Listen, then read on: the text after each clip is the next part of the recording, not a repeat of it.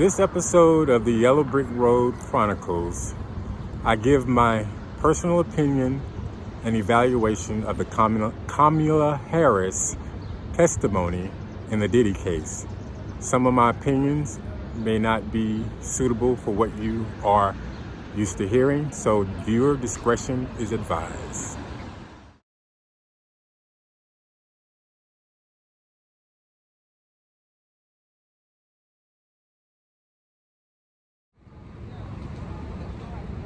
Today Kamala Harris took the stand in the trial.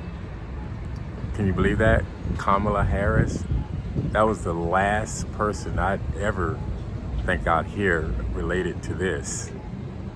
But she took the trial, she took the stand, and her testimony,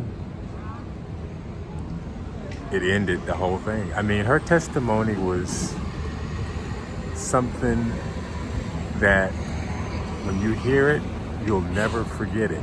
She, in my opinion, blew the whole thing out of the park. Not just because she mentioned Barack. You know, some of the other testimonies mention him also. But what she said, she broke down the machine she stripped it down to nothing. So everything was bare. The whole machine was open for everyone listening to see it. And she did a good job at it. Her testimony, of all the testimonies I've watched, and I've been impressed by every one of them, hers was the one that did it. And I'm so curious to see what is this world gonna be like as this thing crumbles. Because this machine has infested humanity, people, through and through. And I'm thinking, without this machine operating, what are the people that's infested by it, that live by it, and breathe by it? Well, how are they? I mean, the average person, not famous, rich people, but the day-to-day people that we see and work with, you know, the people on the street, the people here and there that live through this system. What are they going to be like as this system crumbles and crashes? Because what Kamala Harris, her testimony, I can't even, the words, I don't even know how to describe her testimony. It was more to the point that could destroy this machine than anybody. Of all the testimonies, of all the truths that that's coming out about how this machine operates, hers was the one that I think put the nail in the coffin. She was so articulate at how she described her experience and her own guilt in this. And it was amazing. And after I watched it, I said, it's over. She broke the machine completely down now. No other testimony could do anything that she didn't already do. Her testimony was the testimony that nailed it. And like I said, I just, you know, people, well, how are people doing? That's you know, I just want to see, I just can't wait to see how this thing continues to unfold as something new starts to rise in the world and the old is crumbling, or basically has crumbled. It's just the fallout that we're seeing now of it. It's interesting. This is some very interesting stuff that's going on now. For me personally, Kamala Harris's testimony was an example of how divine this machine and how divine the collapse of this machine is. That's what her testimony did for me. She was the vice president, and he was once the president, and she was once the vice president. Those are positions that are divinely given out. Those are divine positions. Every president, vice president are divinely chosen and put in these spots for all the countries. So to interact with the machine the way they had to interact with it, whether it was Barack or Kamala, had to have happened. Because by them interacting with the machine the way they interacted is the reason why he became president. It's the reason why she became vice president. You'll listen to her testimony and you'll understand what I'm saying, that the whole machine promised them political positions, any political position that they wanted. At least for Kamala. I'm assuming the same was for Barack, because her testimony was before he was president, when he was just a senator in Chicago. And so by them interacting with the machine the way they did, they were able to get the political positions that they wanted.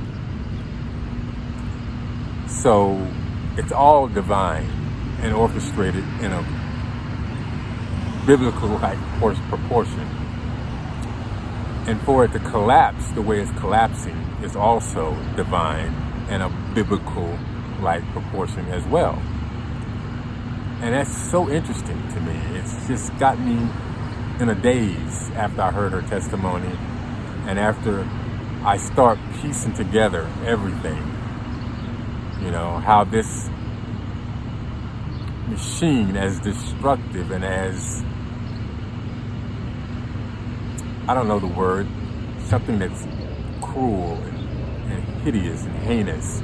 As heinous as this machine is, how divine it was also. I use it in the past tense, was. You know? It all came from a divine place. And it goes to show, in my opinion, the divine has two sides in a dual reality. It's coming from one force, but it has two sides that it has to orchestrate. It has to put out two sides. I'm going to try to break this, my understanding of what I've come with, the conclusion that I've come up with. I'm going to try to break it down a little bit clearer. The divine, some people call it God, source, whatever. That force, that one force, we live in a duality, right? We live in a duality. Yin, yang, hot, cold, up, down, opposites. So if there's only one force governing, then that force has to play two roles. So whether it's a divine role that we traditionally call good, or whether it's a divine role that we traditionally call evil, and this is my opinion from what I've gathered just recently, that both good and evil is coming from one force.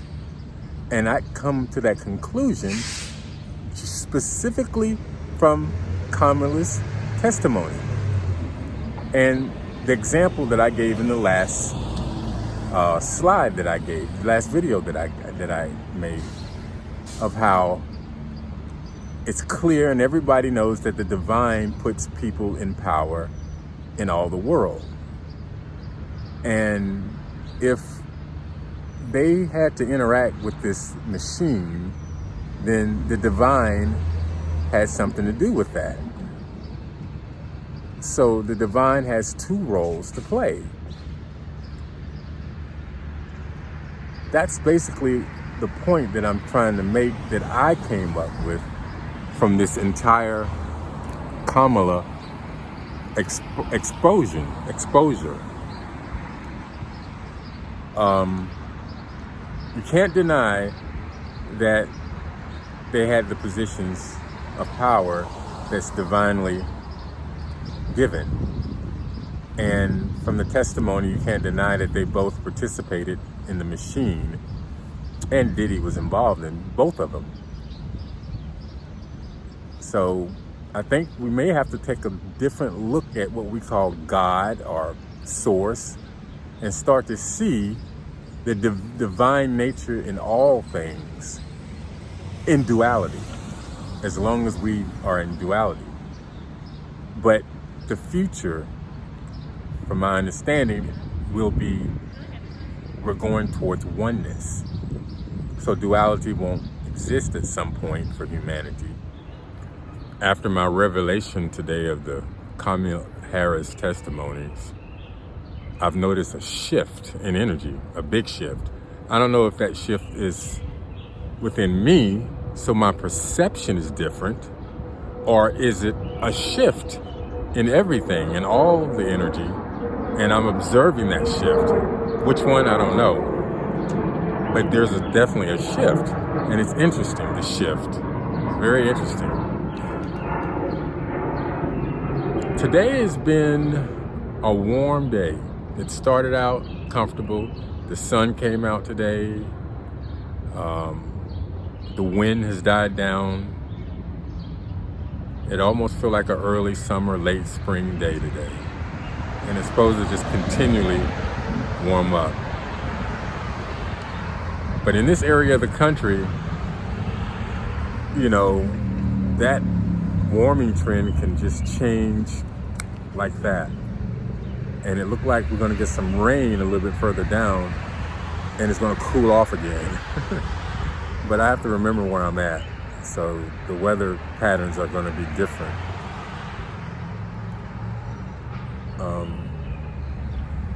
I've been sitting here all day. I'm thinking about when I was young, I lived in a neighborhood. My grandparents lived in a neighborhood that was a really old neighborhood. A neighborhood where people grew old, the kids grew up, and the families grew old in this neighborhood. Very traditional Southern neighborhood. And the old people would sit on the porch for hours, for the whole day sometimes. And it was the same way in the country. The old people and the people in the country would just sit on their porches, just sit. And when I was young and lived in this small town of Pensacola, Florida, and in this neighborhood that my grandparents lived in, then I didn't think nothing of it. It was just common to see old people sitting out for hours. And that's how they did it. Nobody thought twice about it. It was just part of the culture, part of the environment. It wasn't even thought about the way I'm analyzing it now. None of that. And I'm doing the same thing today, and it makes me think, how did they do it? To sit in one place for so long, only so much can go through my mind.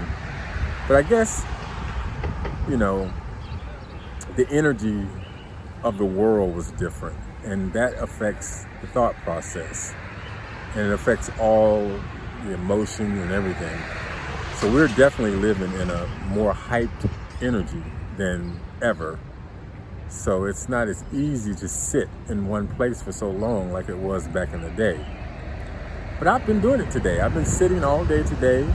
Haven't done no YouTube. I'm making this video right here.